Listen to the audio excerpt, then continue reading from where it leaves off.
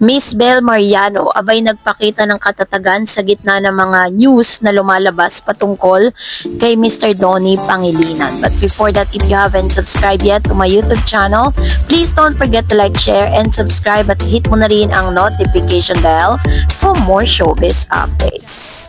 Bago tayo of course magpatuloy sa ating updates for today's video, nais ko pong pasalamatan kayo for always watching and trusting this channel. Thank you so much sa inyong laging panonood at palagi ang pagsubaybay sa mga updates po natin. Maraming salamat po.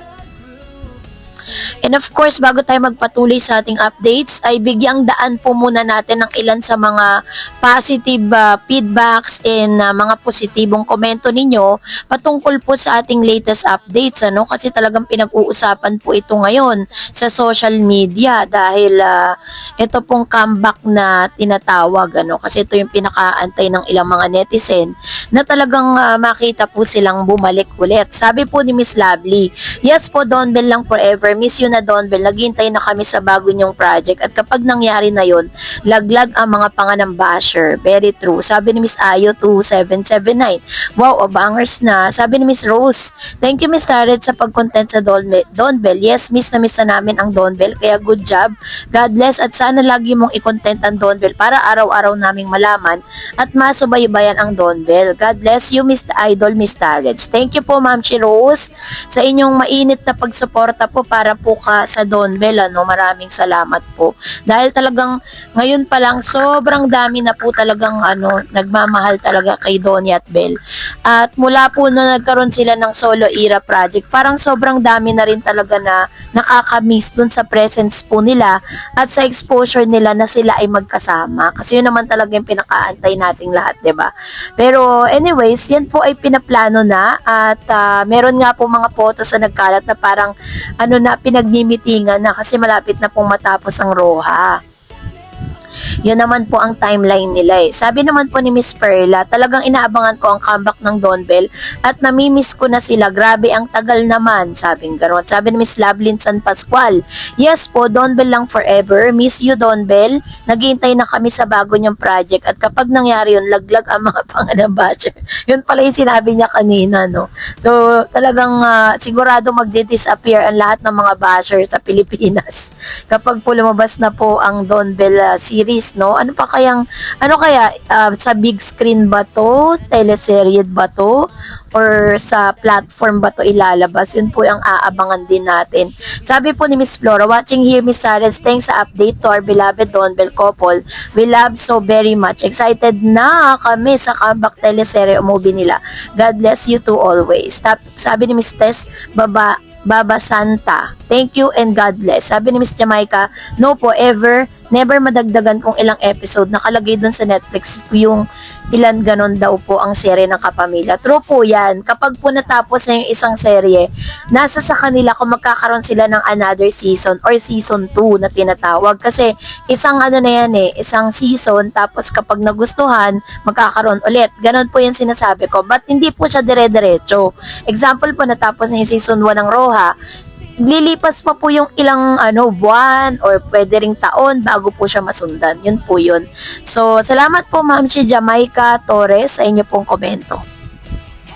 Sabi ni Miss Ma'am D, very good to hear tatapusin na si Roha ni Donnie para mag-start na sila ni Bell sa movie nila. Marami na po kami excited to see them together again. Oh yeah. Sabi ni Miss Rebecca, wow, can't wait. So excited for Don Bell. Sabi ni Miss Tess, waiting for Don Bell's comeback movie, teleserye or whatever. Ayan. So ganito po katindi ang excitement na nararamdaman ng ilang mga Don Bell fans sa pagbabalik po ng kanilang project together. So this time, eto na, pag-usapan natin si Donnie kasi po pinag-uusapan po ngayon at kung sino-sino pong nagsulat ng article patungkol sa mga naganap sa Cebu kung saan sinasabing ang nagpatakam si Donnie Pangilinan sa Sinulog Festival at sa SOCMED.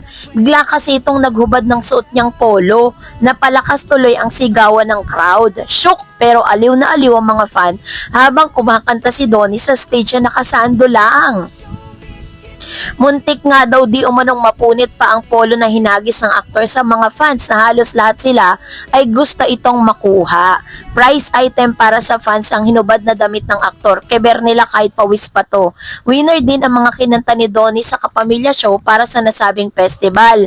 Kahel na Langit ni Maki ang unang inawit niya. Bumanat din siya ng kantang I Love You, ano yan, ILYSB. Saka ito nagsando ng stage. Trending din sa social media ang pagpapayami ni Donnie na may K naman siyang mag-flex ng body at makinis na kilikili. Ha, sabi dyan.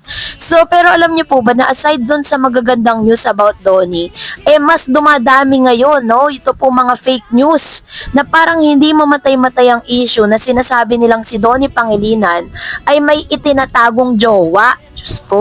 Diyos ko po, alam niyo po pag po napanood or kapag po naririnig ko po itong mga balitang ito, nakikringe po yung pakiramdam ko kasi kitang-kita naman natin kay Donnie kung paano niya po alagaan, kung paano niya po proteksyonan si Miss Bel Mariano. Diba? Ngayon lang po talaga na nagkaroon sila ng solo era dahil that's part of their, yung kanilang contract sa ABS. Pero it doesn't mean na porket meron na silang kanya-kanyang mga project na solo era project nila, may jowa na to si Mr. Donnie Pangilinan. Yun kasi yung hindi mamatay-matay na issue sa Sokmed Lagi nilang sinasabi na si Donnie daw, meron daw itinatagong girlfriend. Alam nyo po, kapag po kasi artista kayo, napaka-imposibleng tago nyo po yung mga karelasyon ninyo. No, meron pong isang love team, no, na parang yung talagang hindi sila mag-on, pero yung kapartner niyang lalaki is may jowang non-showbiz. So, hindi may iwasan talagang ilabas niya yun dahil public figure siya na kahit ayaw niya po ilabas at ayaw niya pong mabidyohan na may girlfriend siya, pero hindi talaga may iwasan kasi nga public figure. Ganon din po kay Donnie. Hindi rin po ako naniniwala na sinasabing may jowa si Donnie kasi wala naman silang resibong mailabas.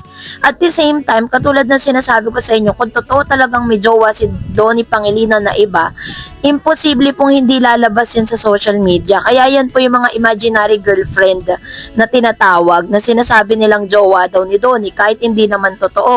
Well, in fact, may mga nagtatanong, ba't daw hinahayaan ni Donnie yung mga ganitong klase ng news? Ganito lang po yan mga ka-Donbel. Kasi kapag po may mga news, bad news or good news na lumalabas tungkol po sa Donbel or kay Donnie or Bel Mariano, hindi naman talaga makakasira sa kanilang credibility or hindi makakasira sa pagkatao nila.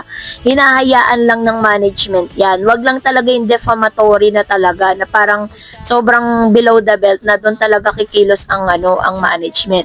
Pero yung mga ganitong petty news lang, parang hindi nila papatulan kasi that's really part of parang promotion. Part po yan ng kanilang para mas lalo silang mapag-usapan. And at the same time, ang isang artista po kasi pag pinag-uusapan yan, masasabi mong relevant pa rin sila sa showbiz kasi marami pa rin talagang naiintriga patungkol sa kanila.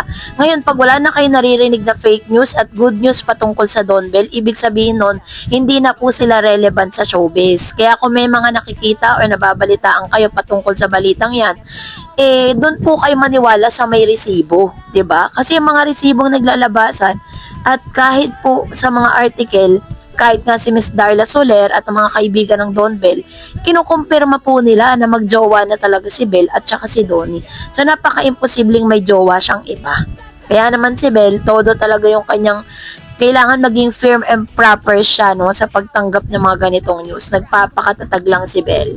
So, kaya naman lagi niyo ipag-pray si Bel para mas maging matatag pa siya at si Mr. Donnie Pangilinan. And that's it for today. For more videos and updates, please don't forget to like and subscribe, and please don't forget to follow my Facebook page, Dareds TV and Dareds Channel. God bless everyone!